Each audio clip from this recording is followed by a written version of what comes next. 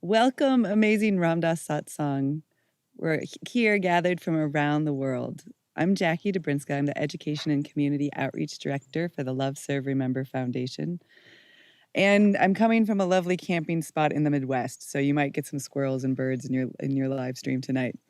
But I'm really excited to be here with you all and with Mirabai Starr. We're continuing to find new ways to build and deepen connection within the Ramdas Satsang, especially during these unusual times. And as always, community is so important. Meister Eckhart has said that community is where our great gladness and the world's deep hunger meet.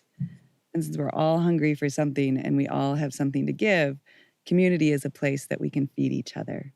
And that's what this group and community does, is we feed people. In spiritual community and satsang, we also get our hearts fed. And it's a place that we come together to remember, especially in these times when it's so easy to forget. So I know we all would love to be meeting together in real time, but these virtual platforms are working pretty well for us to come together. And we have lots of different ways that we are exploring ways of deepening community through these virtual platforms right now. And one is this monthly fellowship satsang live stream teaching call. And another is the monthly Zoom call where we actually have breakout rooms and we can discuss topics and meet each other face to face. So the next one for that is coming up next week on the 30th. We also have just launched our women's satsang, as well as our Black, Indigenous, and People of Color satsang. And those you can sign up for on the ramdas.org fellowship page. And we have a lot of other things. We have the Soul Land series going on every Sunday night on Instagram. And we have a free week course coming up on compassion, action, and service. So just a few things about tonight. We're going to start with Mirabai Starr. She's going to speak for 10 or 15 minutes, and then we'll move into the live audience Q&A. So many of you are watching from different platforms. So we ask that you type your questions into your chat. You can start typing those questions whenever, and then we'll read them to her as we have time. And I also always want to take a moment. There's so much that happens behind the scenes to make all of these things happen, from live streams to podcasts to the weekly resources to the new website. Rachel and Mangala and JR and Kelly and so many more people really work to bring this community together in these virtual ways. So I want to really honor them as we move forward tonight. So now, with some of those announcements out of the way, I invite you just to take a nice big deep breath and settle into the space where you are, and recognize the hundreds of other hearts that are coming together tonight to listen, to learn, to share. And if you want to create some space, some sacred space, maybe light a candle, or just feel your feet on the ground and feel your body breathe in your heart and in your belly. And tune into that loving awareness that brings us all together.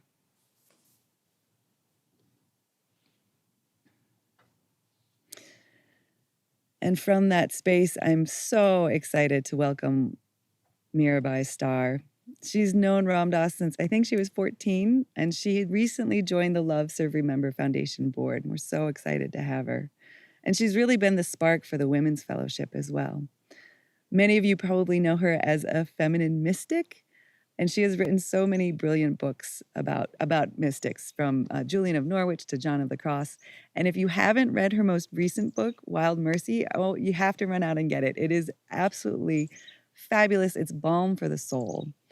And there's so much to say about this woman that I'm just going to skip all of that and say one of the things that is so meaningful to me about her is that deep wisdom and profound authenticity and just brilliant open heart. And so with that, let's welcome Mirabai Starr. Thank you, Jackie. That was a very real introduction, and it means a lot to me. So appreciate you so much. You're another one of those persons behind the scenes doing such beautiful seva. Hello, everyone. It's a joy to be with you. Thanks for gathering here this evening, and thanks for welcoming me to this gathering. I'd like to start from a place of quiet rather than words. And so if you'll join me, I'm going to light a candle to evoke the sacred space that is already permeating us all. I can feel it. To honor that space. And then I'm going to ring a bell and read a poem by Lala, the 14th century Kashmiri poet, mystic. So I light this candle in honor of all of you who have made your way to this little campfire today from wherever you are, whatever it is in your life that has brought you to this moment. I honor you and welcome you. And I call on all the ancestors and the unseen beings who are with us to support us as we do this deep soul work, this heart celebration.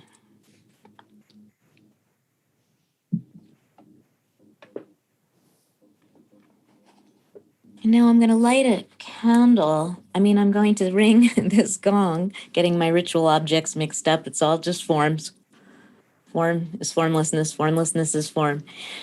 And with each sound of this bell, I invite you to just allow yourself to fully inhabit this present moment, to just drop in and take refuge in exactly what is right now, to the extent that you're able, just setting aside the rest of your day and allowing yourself to simply be here.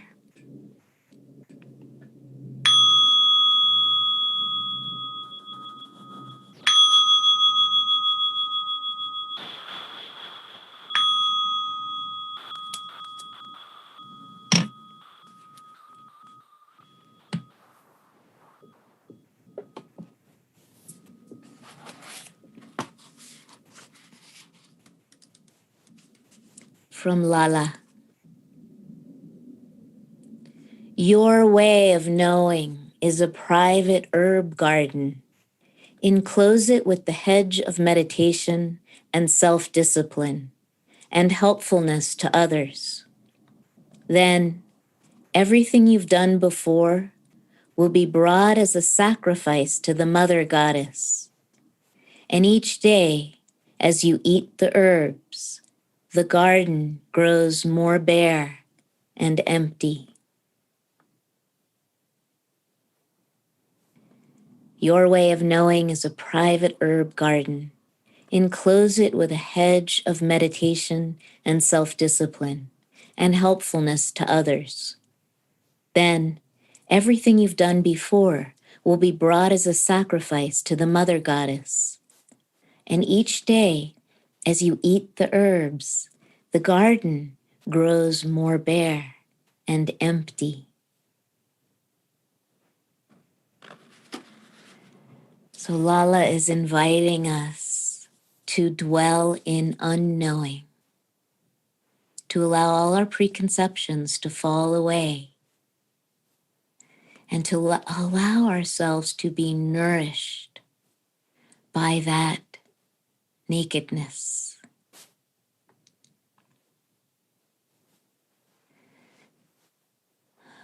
So taking 3 deep breaths now at your own pace, inhaling all the way, holding the inhalation for as long as you can, and then letting all the breath go and holding the exhalation for as long as you can.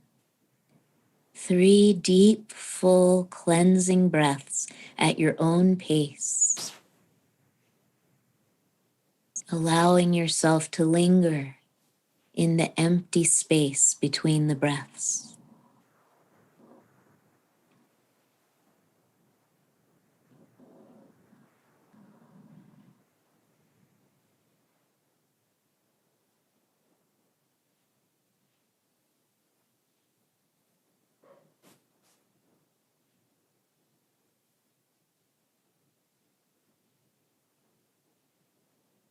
Taking your time, and whenever you've finished with your 3 deep breaths,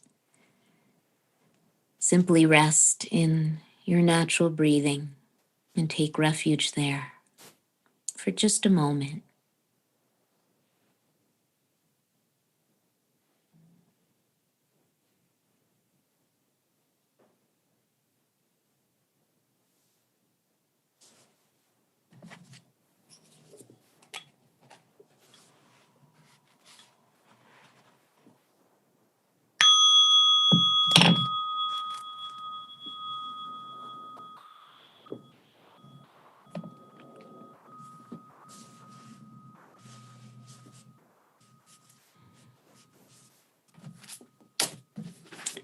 So I'm going to just read a little something from Wild Mercy. It's the opening to the chapter on community, which is what we're cultivating here, satsang. Maybe you feel special. Sometimes this feels like a curse, like no one will understand you, ever. Like you will always be an alien walking among regular humans, pretending to blend in. You've learned to live with this gulf, but what you really crave is community. You long to belong to the human family, to Mother Earth. Participating in the human condition can be bewildering. It's not always cozy and easy. Rather, it's humbling at best, downright humiliating when it's not flowing. It can seem so much simpler to ride solo, slaying your own dragons and singing the ballads you wrote about yourself. Collaboration can be tedious, and the prevailing masculine value system may have conditioned you to feel like you're giving away your power when you share it with others. So what? Give it away. The time of the singular sage bestowing his unique wisdom is over. That was a method devised by the men in charge who sought to regulate wisdom. They taught us to suffer alone in the desert for 40 years, collecting our insights in a secret box labeled esoteric knowledge. Then we were supposed to dispense those insights stingily to those who proved themselves worthy by also suffering alone for the requisite 40 years in the desert. It turns out that this world is filled with special beings, grappling our way through the anxiety of solitary conundrums and tasting the occasional reprieve of connection. When you realize this, your body lets out its breath and relaxes. The curse lifts. You come in from the cold. You hold out your cup, and some other special being fills it with sweet, milky tea, spiced with fragrant herbs. You drink. The way of the feminine is to find out what everyone is good at and praise them for it and get them to teach it to one another. Maybe you know something about the hidden meanings of the Hebrew letters, or how to build a sustainable home from recycled tires and rammed soil, or loving kindness meditation. You, the one who knows the Islamic call to prayer, climb this minaret and call us all to prayer. You, the one who knows how to sit quietly at the bedside of the dying, show us the way to bear witness. You, the one who knows how to get us to wake up to the shadow of privilege, please wake us the fuck up. It will be chaotic, all this community building, but your cooperation will save the world. Besides, it will be fun.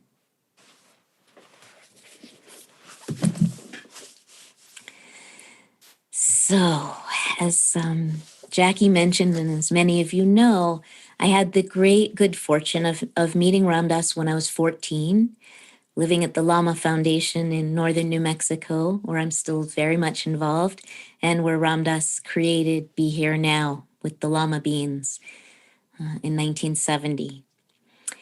And so that was 75 was when I was 14, and when I met Ram Dass. And when I fell in love with Maharaji, with Neem Karoli Baba, who became very much the ground of my spiritual life from that moment on.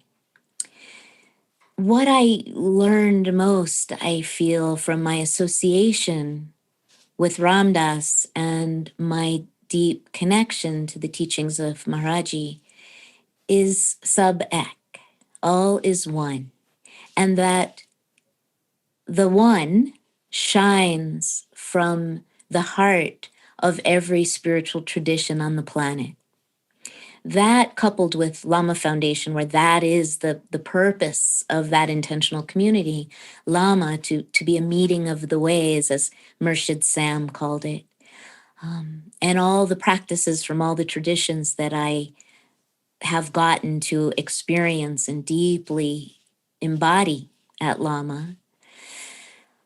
that has set the course of my life. And Ram Dass did that. He drew from all of the world's wisdom traditions all the time. Whenever he was teaching, he would quote scriptures from all traditions, from Taoism, from the Tao Te Ching, from Kabbalah, from Christian scriptures, from Sufi poetry, from of course the Hindu scriptures, and all of the great world's wisdom ways.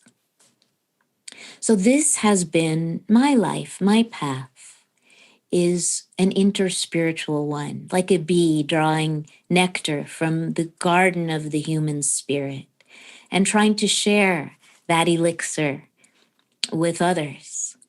But a few years ago, it began to dawn on me, as it has on many of you, that the world's primary spiritual traditions and religious institutions are dominated by the patriarchy, that the scriptures of all the world's religions are mostly written by men and for a male experience of the universe and the world and the human community. Which is not to say that they are bad. They are beautiful jewels, wisdom jewels available to us across the spiritual landscape. But for those of us who are female or non-binary, or are men who are just sick of what they experience as the oppressive message of this kind of masculine paradigm, we're not seeing ourselves in these wisdom traditions. It's why the movement toward inclusivity of Black, Indigenous, people of color, and what did you call it, Jackie? Primary world community or something. Voices need to be brought from the margins, centered and lifted right now, because there are such a huge swath of the human family that isn't seeing themselves reflected in anywhere in across the spectrum of human endeavor, politics, the arts, academics. But the area that I'm most interested in is religion and spirituality. And the same is true for women. We can find them. We can find the women mystics. We can certainly find the goddesses, but they are not centered. They're always other, as Simone de Beauvoir said in the 50s, the second sex. It's not what we look to first. You know, when we think of a human, we're conditioned to think of a white dude. When we look to the spiritual life, we're also conditioned to look for these masculine teachings. So how do we here in the Ram Dass family, as devotees of Neem Karoli Baba, not all of us who are gathered today that right in this moment are devotees of Neem Karoli Baba, but many of us are, how do we notice that predominance of boy-shaped wisdom teachings and intentionally shift the lens to include women's wisdom and the teachings of the feminine in the form of the goddesses and the archetypal feminine beings that are available to us throughout the spiritual spectrum. So I am particularly interested in mystics like Santa Teresa de Avila, Saint Teresa of Avila, the 16th century Spanish nun who was actually Jewish but forced to convert by the Inquisition, or her family was. Hildegard of Bingen, the nature mystic. Julian of Norwich, who gave us the beautiful saying that all will be well and all will be well, and every kind of thing shall be well. Because Julian goes on to say, God is the mother. But also other wisdom beings from other traditions. Well, Sophia, of course, from the Judeo-Christian traditions. Fatima, the daughter of the Prophet Muhammad in the Islamic tradition. Rabia, the great Sufi poet. Lala and Mirabai, the Hindu poets, all the Hindu goddesses that we love and adore and draw upon, Kali and Durga and Sita and Radha and Parvati and Lakshmi.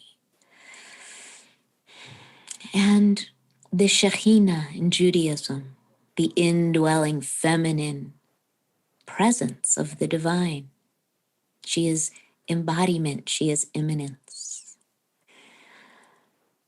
So these are the wisdom beings that feed me and guide me and remind me that the spiritual landscape is my home too.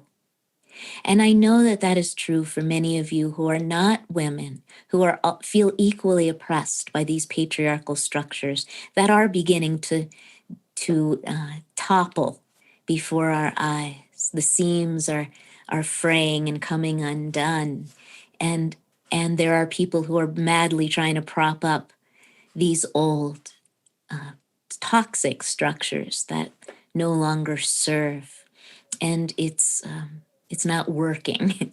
And the feminine is rising everywhere. It's rising in our satsang in a really big way. I've been hearing from younger women, especially in our satsang, for years as I've been teaching in the legacy retreats when Ram Dass was still alive to guide me, and since he's been gone, from women who are saying we want more of the voice of the feminine, of the wisdom of women. And so we're trying to respond to that call. And I for one, have been really enjoying excavating the jewels of women's wisdom across these spiritual traditions. And it does take that effort to excavate them, to find them, and to lift them. But they're shining everywhere. Much easier to find now than ever before. And I know that many of you join me in that desire and that effort. So I think that's enough of that for now. Yeah, I think that's enough for now. I'd love to just hear what's on your minds and hearts, and I'm sure I will have some responses. I like to call this portion Q and R rather than Q and A because I have no answers, but I have responses for sure. So please let me hear. Thank you so much. I love that the spiritual landscape is mine too. This just rings so true. And just to answer your question earlier, it's what I say is Black, Indigenous, and people of color / world majority, which is a really powerful reframe. World majority. So, beautiful. World majority. It is a powerful reframe. Mm-hmm. So you were just finished talking about the call forward in this spiritual landscape is mine too. And you're sort of hinting at the women's circle that's coming up. Do you want to talk about that for a second? And the inspiration of that and how it weaves in with the teachings of Maharaji and Ram Dass? Yeah, sure, thanks. So I have been hearing from a lot of women in our satsang for a long time that as I said, that they're craving this cup of feminine wisdom from the wellspring, the vast wellspring of women's wisdom across all the religions, but especially here in our tradition.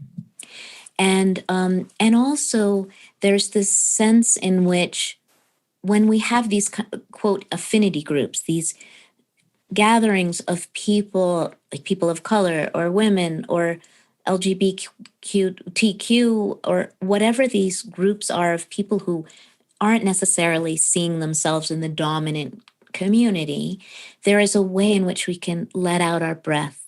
We can relax. We can take refuge.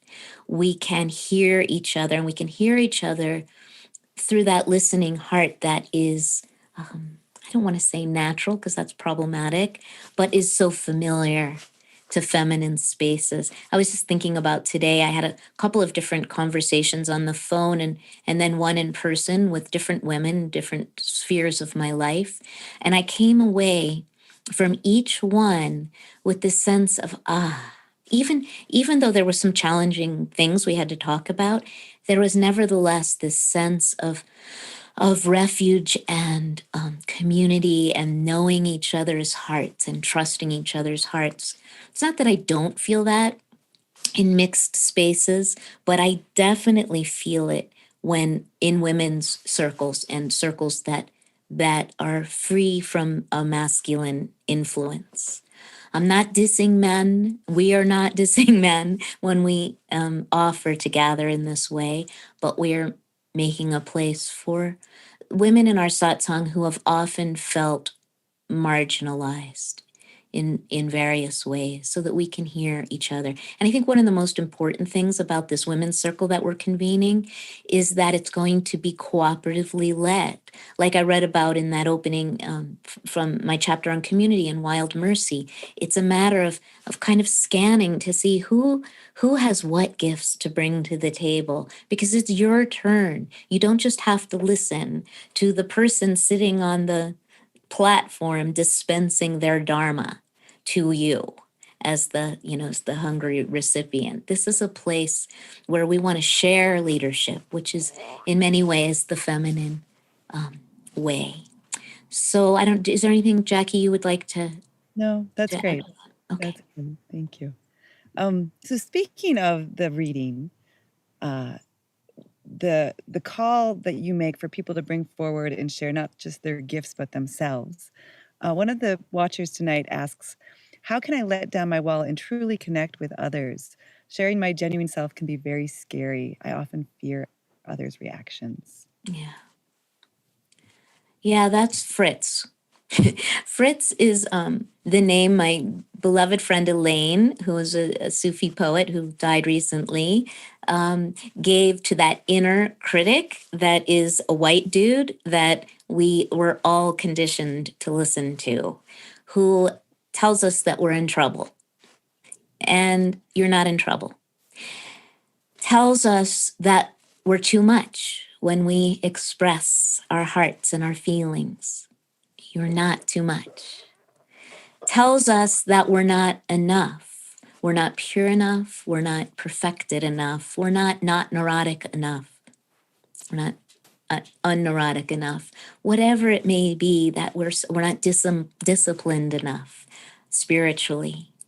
These are all the toxic inheritances that we receive. Is that a word, inheritances? From this patriarchal paradigm that all of us have inherited.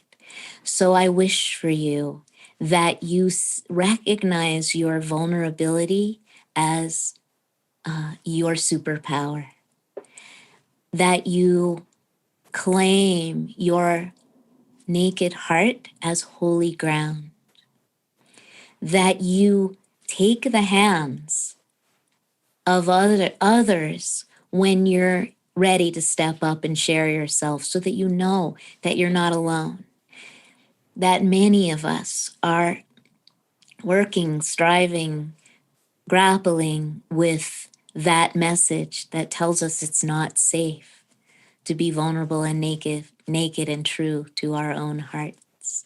You are in good company, and I'm with you, and I have to do this work every day to stay vulnerable and authentic and not either collapse or over apologize or pretend I know shit that I do not know. To welcome not knowing together in community. Thank you. Beautiful question. Thank you. That invitation to both now and in the book, Wild Mercy, of being vulnerable, and is the invitation and an allowance for that is such a gift. Earlier you were talking about sort of dominator culture. Much better than patriarchy. Thank you. I'm going to replace patriarchy with dominator culture. Both work, yes. So there's this, and the things we've learned through them. And one of the questions that come up is something about good methods for mastering self-control. And I'm curious about this from both of those sort of views, of the feminine view as well as the traditional view. Great question. Okay, so although I want to say that the very notion of self-control is an artifact of that dominant masculine paradigm that we're trying to shake off, it's not like anything goes. I'm not speaking about a space of chaos, although there is an element of holy chaos in the feminine that I bless and that I invite you to welcome and bless. But there is also this sense in which the feminine is the ultimate structure. The womb, look at the womb. It holds life and nourishes life within a very particular container.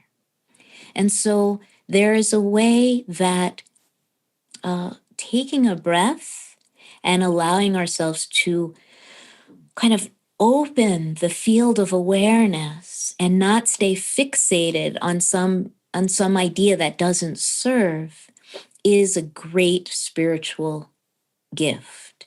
That being able to not just immediately react to a challenging, say, emotional trigger, but to be able to actually breathe into it, to honor the feelings as they arise, and to also have the containment capacity to hold it and bear witness. Ram Dass's teachings on the witness could be used as a spiritual bypass if we're not actually really engaging what that teaching is that he gave us. He wasn't encouraging us to use this teaching of the witness to check out of reality and rise above it. That is a very masculine kind of a teaching, and certainly Ram Dass was conditioned that way as well. But he over and over again invited us to fully inhabit what is, with breath, with spaciousness, in the heart. That the witness is not some transcendent, cerebral, beyond the beyond spiritual persona that looks down on it all with disdain. The witness is a space of loving awareness that is present in the very heart of the most challenging and chaotic and painful and interpersonally charged moments. And if we can exercise the discipline of meditation and breath and all of the tools we've learned not to get away from, but to show up in those difficult spaces, that's the discipline that liberates, I think. So I hear. I'm planning to try it any day myself. I'll be right there with you. Trevor asks, I have Ram Dass in my ear saying, what you resist persists. How does that balance with standing up to toxic culture traditions? Beautiful. Exactly. That's where I think many of us are right now. And I know many of you gathered are resonating with Trevor's question. So, how do we speak truth to power and stay in the open heart? They are not mutually exclusive. When we identify with this dualistic understanding of the bad guys and the good guys, the perpetrators and the victims, or the ones who are marginalized and those of us who swoop in to save them, we are locking ourselves into a very small frame, and it's really difficult to come back to the heart, which is vast. It's scary to dwell in the heart because it's a place of mystery. At least the feminine heart is. It's a place where there is a great degree of tolerance for ambiguity that the masculine paradigm cautions us against or conditions us to believe is a problem to be solved. Like, stop being, so ambiguous. Get precise. The feminine heart space sees ambiguity as a higher truth, paradox as a vast space of truth. So this heart has the capacity, because it's so vast, to hold seemingly contradictory propositions like everything is perfect and this sucks and it's fucked up. And I am incarnated as a human being to do my part to alleviate suffering. Both are true. There is this perfection that we have access to, and it lies in the realm of the heart, not of the mind. And There is injustice and it is real. And from that broken open heart, we cannot help but have the impulse to alleviate that suffering. And then by engaging all of the spiritual technologies that we can get our hands on, we are empowered to do something. We're energized to do something, but only, well, best in community. As I said, the time of that solitary prophet, it is over. We can only do this together. Thank God. I'm so relieved that it's not up to me. So I hope that that helps a little bit. I think that helps so much for me anyway. Good. And that reminder that just taking it all off of our shoulders to do it together. So speaking of power and the heart being a place of mystery that allows ambiguity, and yet we're breaking open and feeling energized.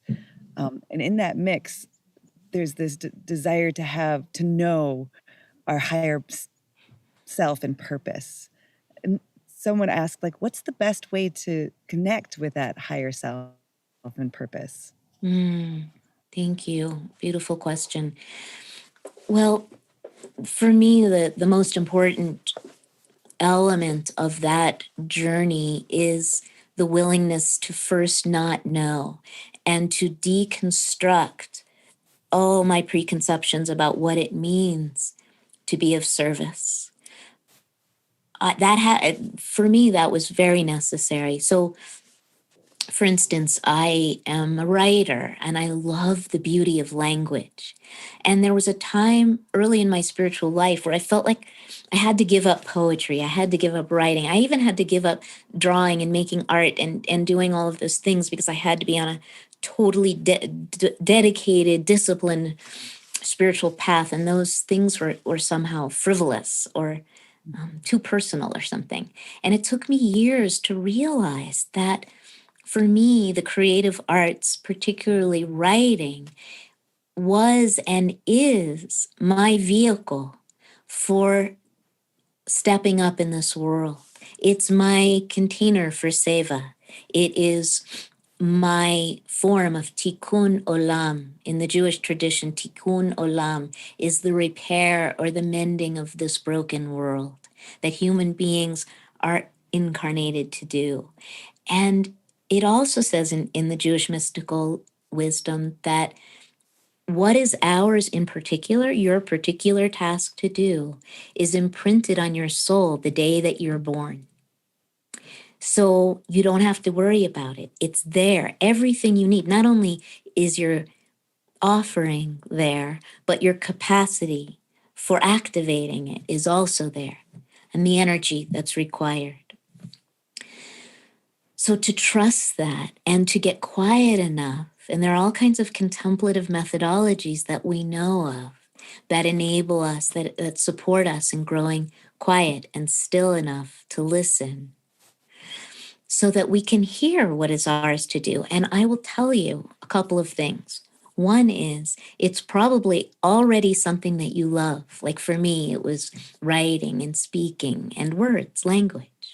The holiness of language, including chanting, by the way, is one of my paths. Maybe not my greatest path of service, but it's definitely a path that gets me beyond my separate, the illusion of separation from the one. But the other thing is it lies in community. Like it took, for me, some nuns in their 70s, Catholic nuns who had been imprisoned for their peace activism, to whom I was comparing myself, to say, Mirabai, no. That's what we're doing. That's ours to do. But what yours to do is to use language to knock on the doors of people's hearts. I was like, really? I get to do that? Because I love to do that. And they were like, yes. Not only do you get to do that, you are needed. The prophets need the drink of water that you carry. So what is yours? What is the thing that you love to do that people have probably always responded to? Is it the way you cook a beautiful meal, your hospitality? Is it the way you treat children? Is it your vulnerable heart that you bring to the table again and again. What is it? What is yours? Be quiet and listen, but also ask. Ask your elders, what do you think is mine to do? They may know. It's so beautiful. And it speaks again to that importance of community, that you had a community of folks that helped. And that trust. And that sort of leads to the next question that someone asks is trusting the process of spiritual awakening. How can we trust our process of spiritual awakening? They write, I feel so lonely in this. Oh. That's what Sangha is, right? When in the teachings of Buddhism, there's that triple gem of taking refuge in the Buddha, the Dharma, and the Sangha, right? And I like to reframe the three jewels, the refuge vow, setting aside the vow part for the time being as the masculine part, which is fine, but centering the refuge part, which is the feminine part of that jewel. And when we take refuge in the Buddha, we don't just have to look to the life of Siddhartha Gautama, the man who woke up, that we know as the Buddha, as an exemplar of awakening. We can look to women across the spiritual traditions and throughout time, women mystics from across the centuries, and women of wisdom right now, known and unknown. Maybe just you know them. Maybe it's the woman missing teeth at the 7-Eleven who has that awake smile in her eyes. You know that she has seen some things and they have enlarged her heart. Her suffering has made her more compassionate and more awake. So look to the Buddha everywhere, but especially in feminine form for now. Take refuge in those women.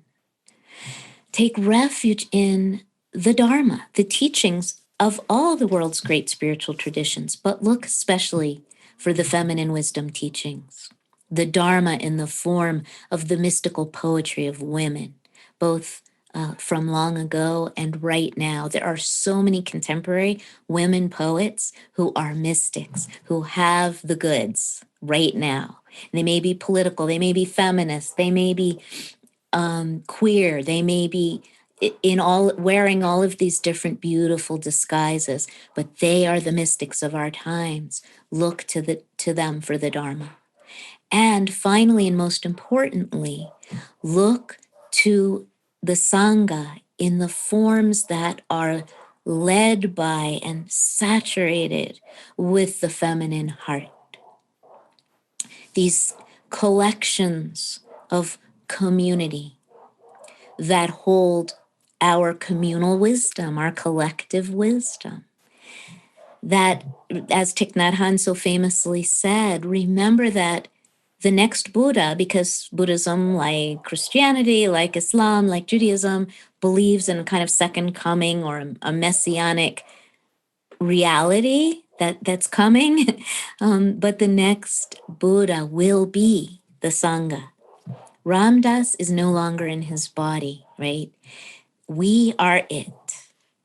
That when I am asked to teach at these legacy retreats, those of you who've gathered with me I know it's not about me carrying Ram Dass's legacy as Mirabai Starr. It's about me being so implanted with Ram Dass's seeds over the years that I can't help but share and feed others who I know and call upon others who I know carry the exact wisdom that we most need to walk forward together. And we all take turns holding that seat of lineage, but it's all of our turn right now. So that was a long answer. I hope it addressed some your question in some way.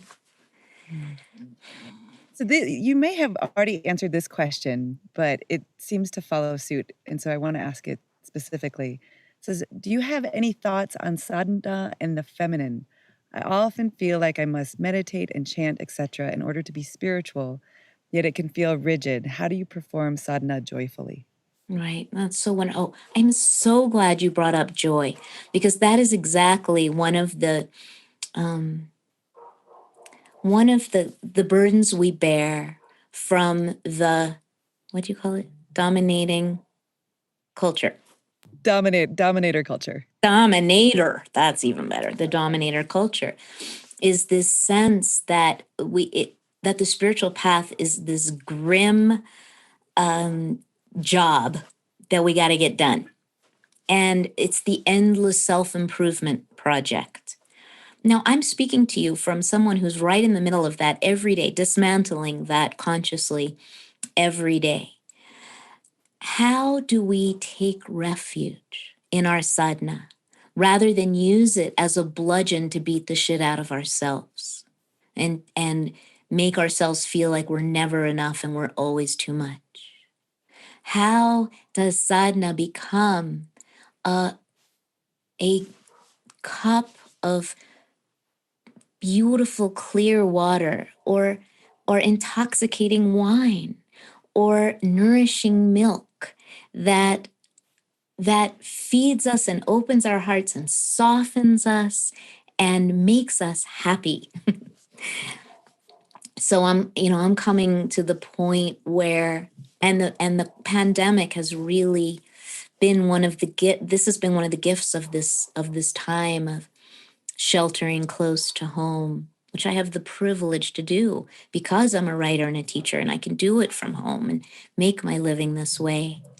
But I have come to the point where my morning sadhana of asanas and meditation practice are the most delicious, bathing in the arms of the goddess is how it's come to feel. So I'm doing many of the same practices that I always have, but instead of being this chore that I need to check off my list, it's becoming a space of deep nourishment in ways that it hasn't been in years. And I picked up my bamboo flute that I got from Sachdev when I was, 16, and carried with me all over Europe in my late teens and early 20s, and played at all these sacred sites.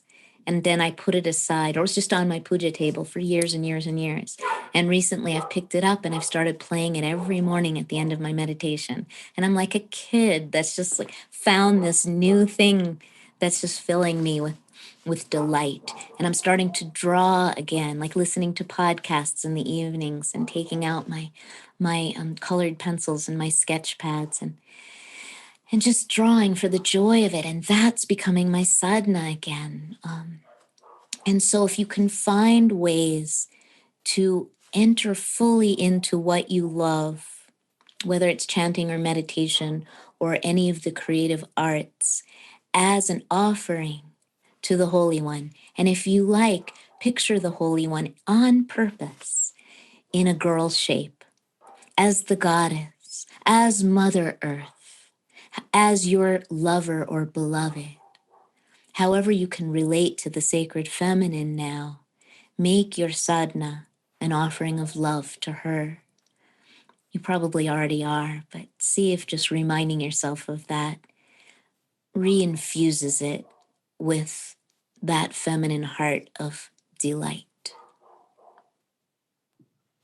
Thank you. That hearing these words feel, again, even when reading the book Wild Mercy, it feels like this invitation and permission to sit into that feminine heart. And I really appreciate how you spoke into that question. Thank you.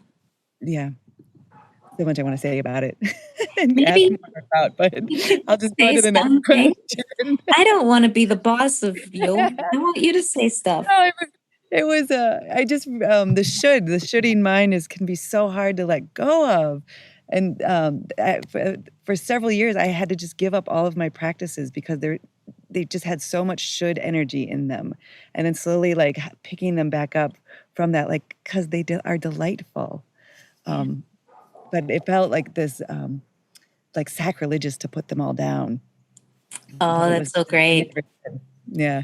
I'm so glad to hear that you did that too. I called it my firing Krishna phase, which for Mirabai is a big deal. Yes, the shooty mind. I love that, Jackie. Mhm. Someone else asks, I am learning to, as Ram Dass would say, take on the curriculum of being human. Can you speak on integrating and harmonizing spirit with form and form with spirit? Mm. Right. So that dualism falls away in the feminine heart. And again, when I say feminine, I'm speaking to people of all genders. I hope you hear that. You know, that feminine heart in all of us, where the difference between spiritual practice and stepping up in the world dissolves in the warmth of that heart space. And that then the sacred just flows into and permeates and saturates the ground of our humanity, so that there is nothing that isn't spiritual, that isn't sacred, that isn't holy ground. So I think just somehow taking refuge again in that feminine heart will warm up those boundaries so that they will kind of their own accord soften and dissolve, and those dualities will no longer apply. That even, you know, a life of action versus a contemplative life becomes a distinction that no longer makes any sense to your heart.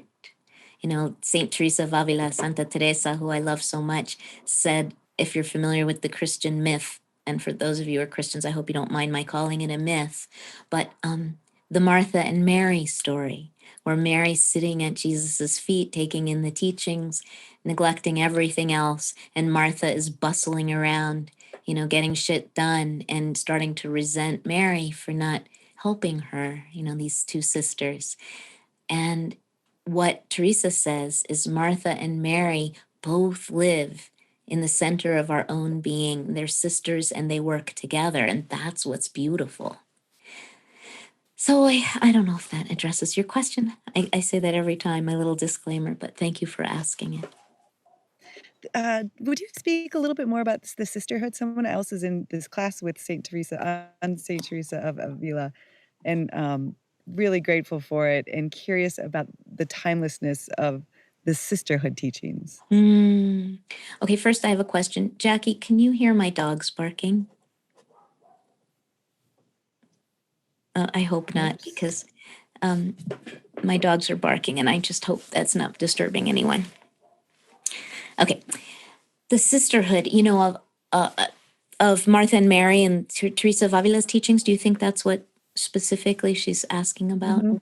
Yeah. Yeah, or he. So just for those of you who don't know, there's a class that I teach for the Center of Action and Contemplation, Father Richard Rohr's organization, with the living mystic Jim Finley, on Teresa of Avila. And so Teresa is very beloved to me. I don't know if I mentioned at the beginning that I've translated her master works, the book of my life, which is one of the most spectacular autobiographies of a mystic I've ever read. It's definitely the best one I've ever translated, the only one. And her masterwork, The Interior Castle. And Teresa gives a lot of teachings that really help ground us in the holiness of being a human being. And one of them is that she tries to absolve us of this false dichotomy that we have inherited, have taken on, and it's been foisted upon us, of we're either doing what needs to be done in the world, we're speaking truth to power, we're dismantling the false structures of white supremacy and injustice, or we are just engaging in meditative practices all the time and spiritually bypassing reality and ignoring the suffering of the world, but attaining some kind of space of peace.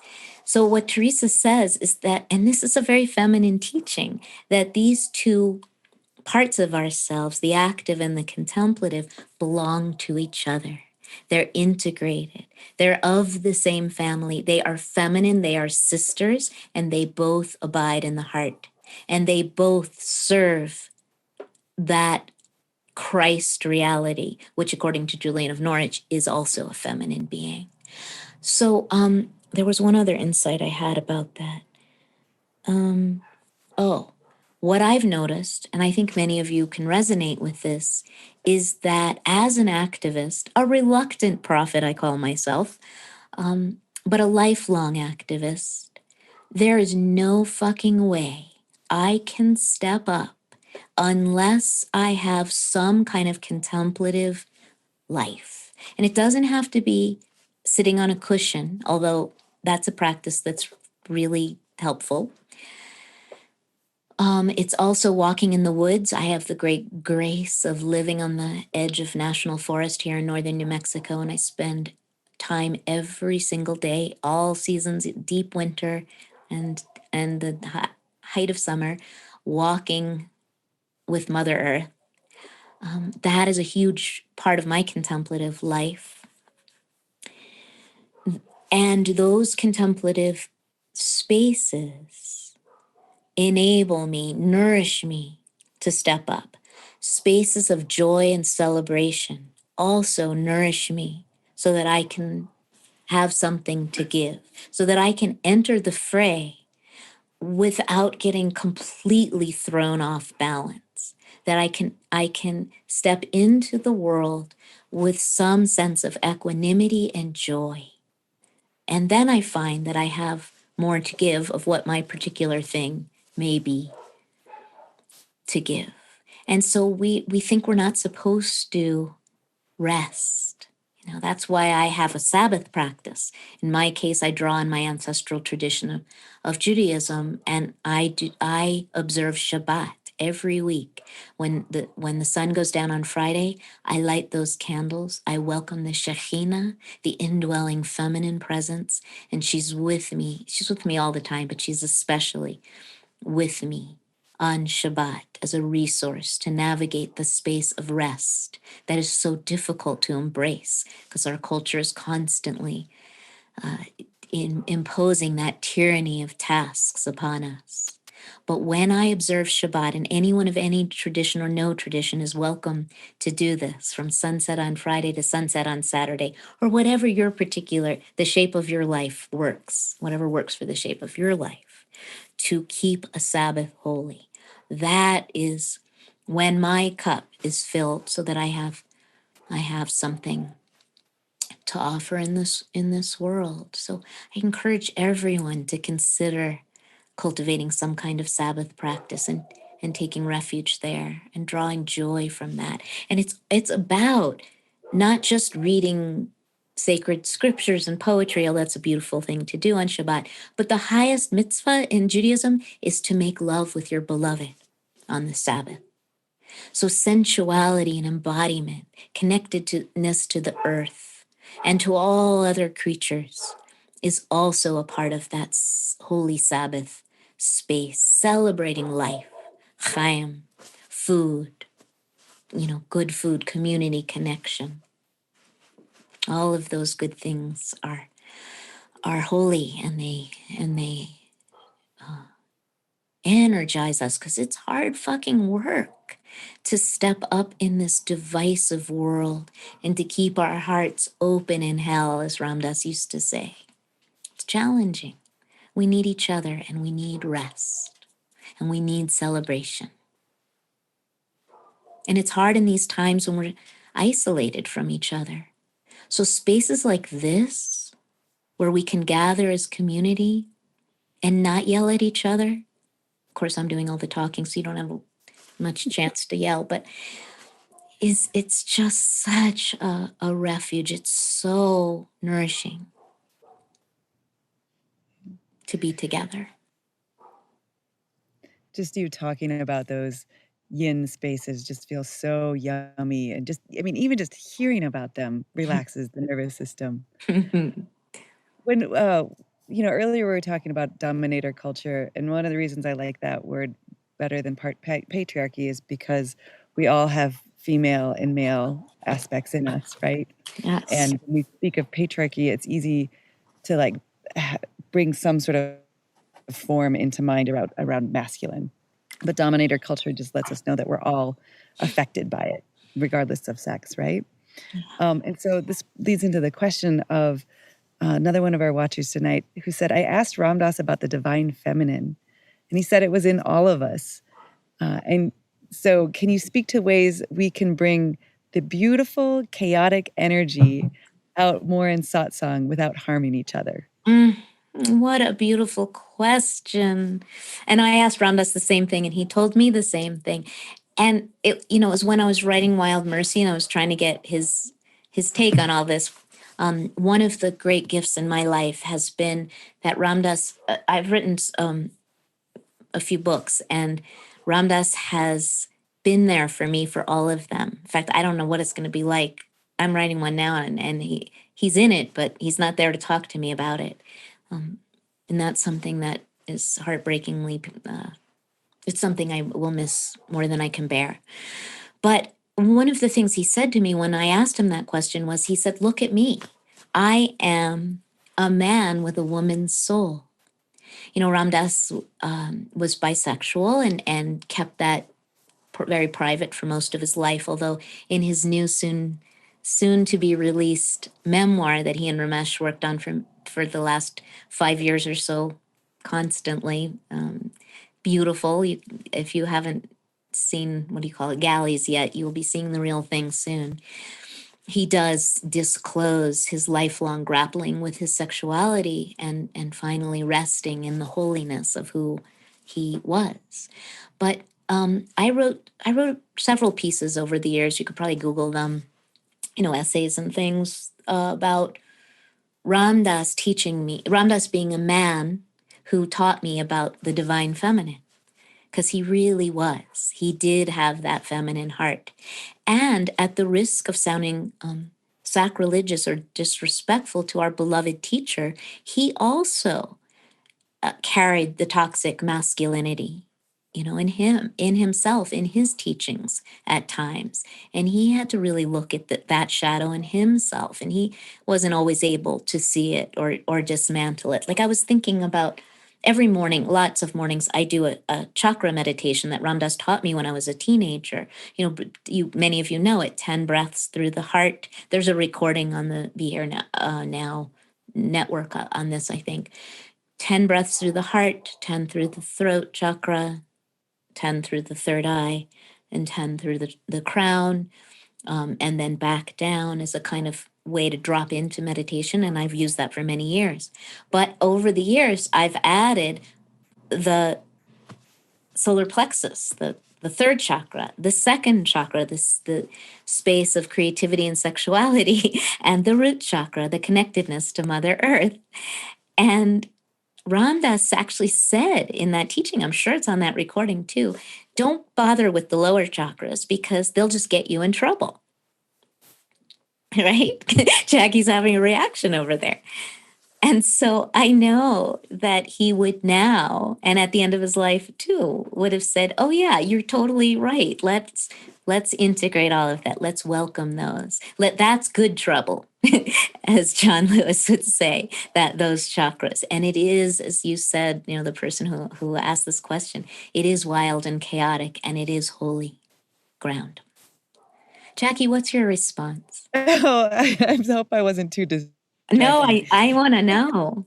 I'm just so thrilled because I've gone through a similar journey of all the teachers telling me heart up, and being like, wait, the womb is powerful and sacred and so important for a woman's psyche and spirituality.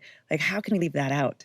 All of the roots and the earth and the embodiment, how can we leave that out? And so to hear you say the same thing about pulling those into the practice, my heart just soars. Good. So, yeah. So thank you. And the good trouble. Yeah. Do 2 more questions and then we'll wrap up. And one is from a watcher who's asking, in addition to Ram Dass, That's my part. But in addition to Ram Dass, can you suggest historical and contemporary male authors, thinkers who have jettisoned the patriarchal straitjacket to embrace the feminine in their work? Oh, so many. There are so many of my brothers who are doing this work and doing it beautifully. I think of Llewellyn Vaughan Lee, who is a contemporary Sufi teacher. Llewellyn Vaughan Lee. He's been at this for a long, long time. Pir Ziyad Anayat Khan in the Sufi tradition. Just off the top of my head, I was just thinking about Franco Staszewski, who's part of our extended Ram Dass community, and also is a Buddhist teacher who has been doing that work for real authentic way, and has been sending me little love notes encouraging me to bring this to our satsang more. And gosh, who else? I think Father Richard Rohr in the Christian tradition is doing this work for sure.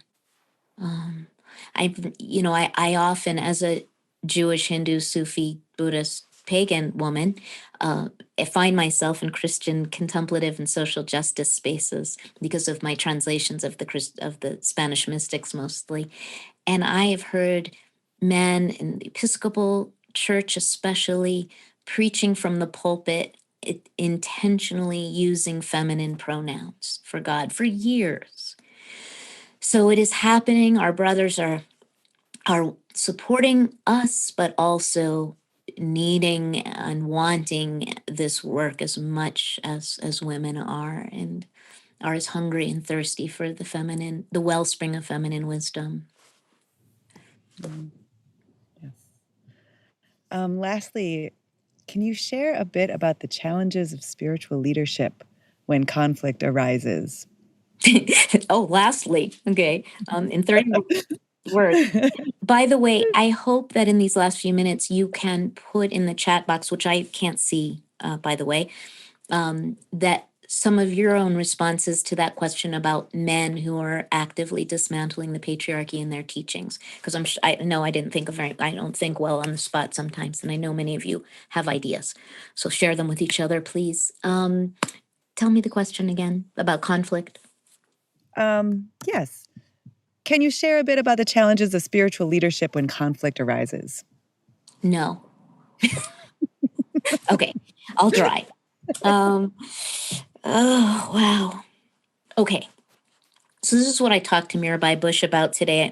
She was one of the people I had a conversation with a few hours ago, and it was about that, and about how I don't feel like I have any authority, I have any answers, I have any power to wield. And when contention and conflict arises in my spiritual family, it physically hurts me. And I can write books and books about the fierce feminine. The subtitle of Wild Mercy is Living the Fierce and Tender Wisdom of the Women Mystics. Personally, I prefer the tender side. But I know I need to embrace the ferocity as well. But how do we speak truth to power? How do we say a resounding no to abuses of power and still remain rooted in that heart that is vast enough to remember that we belong to each other? It has something to do with vulnerability, as Brene Brown has so eloquently taught in the last few years.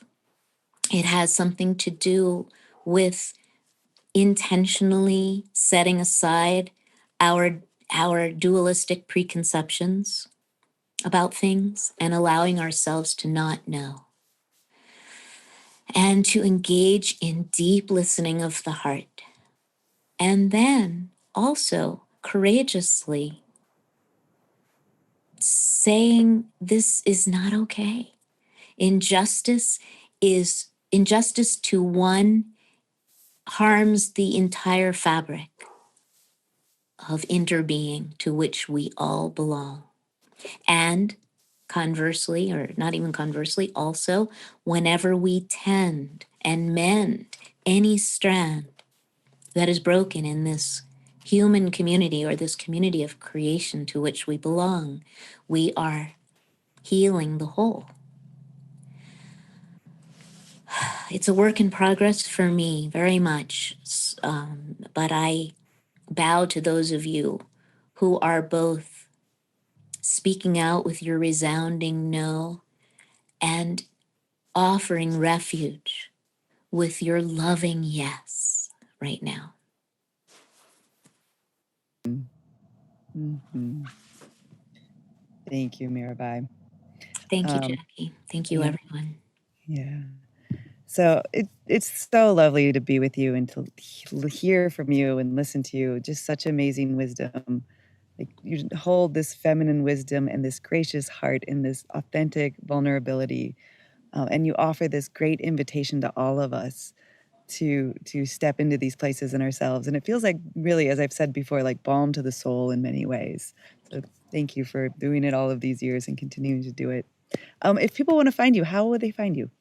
So you could just Google my name, Mirabai Starr, Mirabai, Starr with 2 R's.